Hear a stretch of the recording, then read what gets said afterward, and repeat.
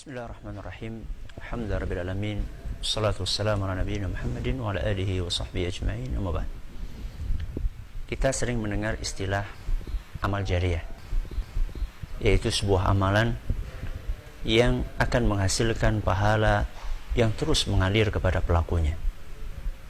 Dan kita sering mendengar hadis yang berbicara tentang itu. Idza matal insanu inqata'a anhu 'amaluhu illa min thalathin. Ketika manusia meninggal, maka amalannya semuanya akan putus kecuali tiga. Tiga hal itu adalah doanya orang saleh atau anak yang saleh, kemudian ilmu yang bermanfaat, serta sedekah jariyah. Akan tetapi, ternyata yang bisa mengalir itu bukan hanya pahala, termasuk dosa juga bisa mengalir. Mengalir bagaimana, Ustaz? Orangnya sudah meninggal, pahala atau dosanya masih terus mengalir kepada orang tersebut. Sampai kapan?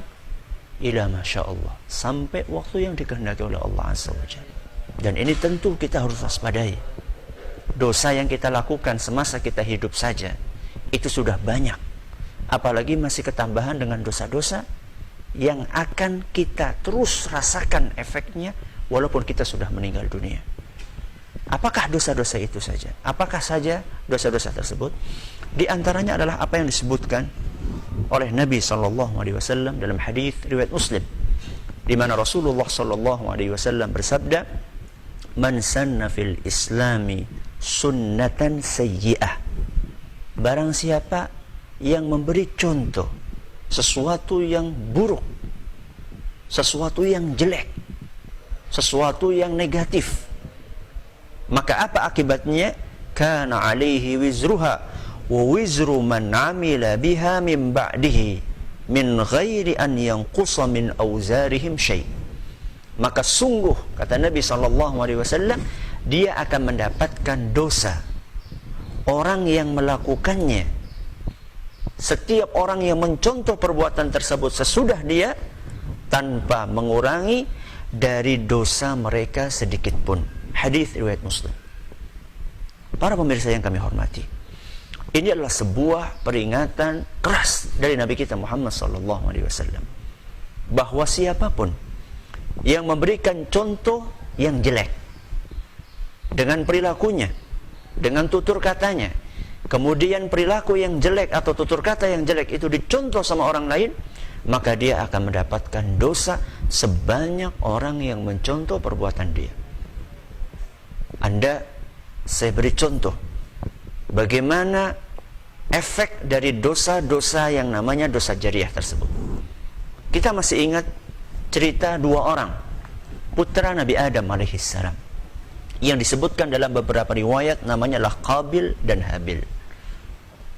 Habil dibunuh sama Qabil, dan itulah penumpahan darah yang pertama kali di muka bumi.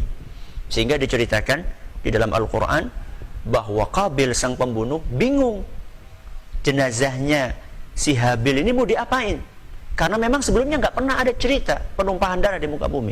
Akhirnya kemudian Allah Subhanahu wa Ta'ala mengutus dua ekor burung gagak yang saling bunuh-bunuhan, salah satunya kemudian terbunuh, lalu burung gagak yang berhasil membunuh itu mengais-ngais tanah, kemudian dia menguburkan. Baru kemudian saat itu Qabil mendapatkan ide, oh seperti ini caranya untuk menyembunyikan atau menguburkan jenazah adik saya Habil.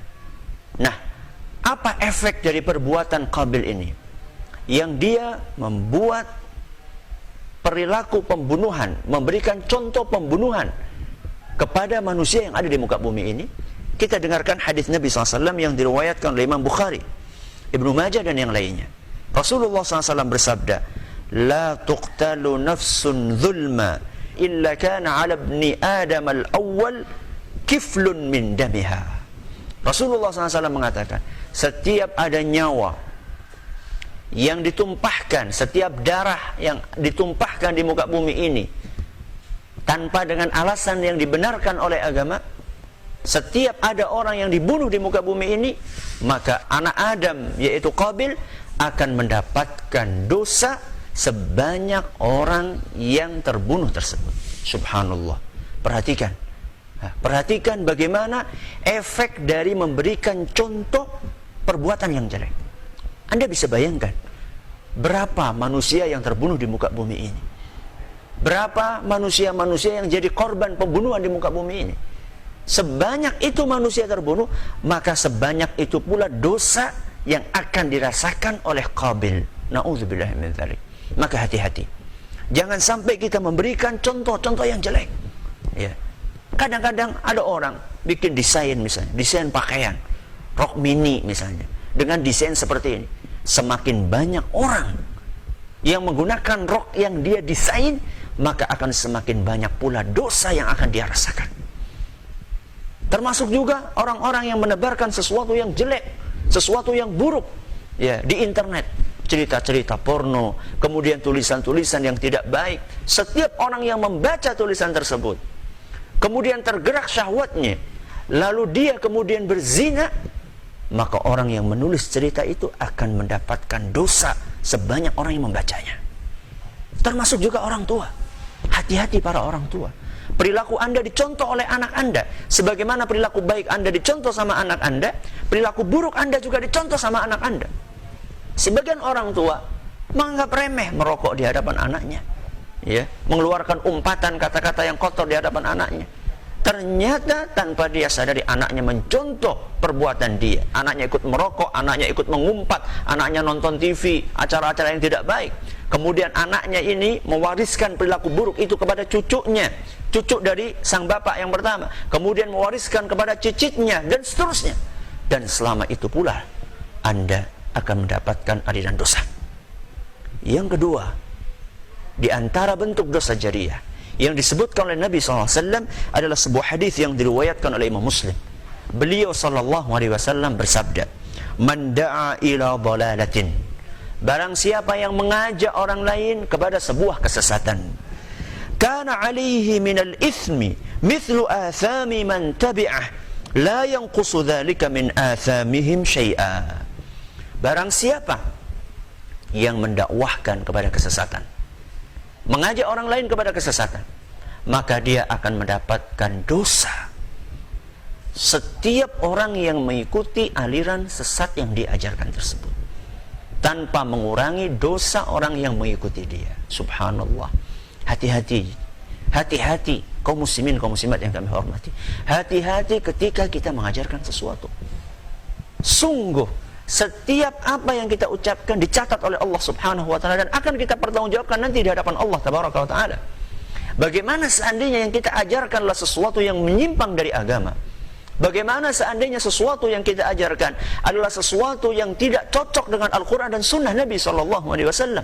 Pemahaman-pemahaman yang menyimpang, kesyirikan-kesyirikan, bid'ah, kekufuran yang sekarang diusung oleh sebagian orang. Ketahuilah bahwa Anda akan mempertanggungjawabkan setiap perilaku yang Anda lakukan pada hari kiamat nanti. Bahkan Allah Subhanahu wa taala menceritakan di dalam Al-Qur'an tentang orang-orang yang kemudian mereka mengikuti, ya, para pemimpin mereka, mengikuti panutan mereka. Ketika nanti dimasukkan ke dalam neraka pada hari kiamat, mereka kemudian lapor kepada Allah Subhanahu wa taala, "Wahai Rabbi, ya, kenapa engkau masukkan kami ke dalam neraka? Kami kan hanya ikut-ikutan. Ya, kami hanya ikut-ikutan para panutan kami." Karena kemudian mereka jengkel masuk ke neraka gara-gara mengikuti panutan mereka, maka mereka mengatakan, "Rabbana wa atihim dhi'faini minal adzabi wal'anhum la'nan kabira." Ya Allah, timpakanlah azab yang berlipat-lipat kepada para panutan kami dan laknatlah mereka dengan laknat yang besar. Maka hati-hatilah dari sesuatu yang namanya dosa jariyah, dan semoga yang sedikit ini bermanfaat. Wallahu taala a'la wa a'lam. Subhanakallahumma bihamdik, asyhadu an la ilaha illa anta, astaghfiruka wa atubu ilaik. Assalamualaikum warahmatullahi wabarakatuh.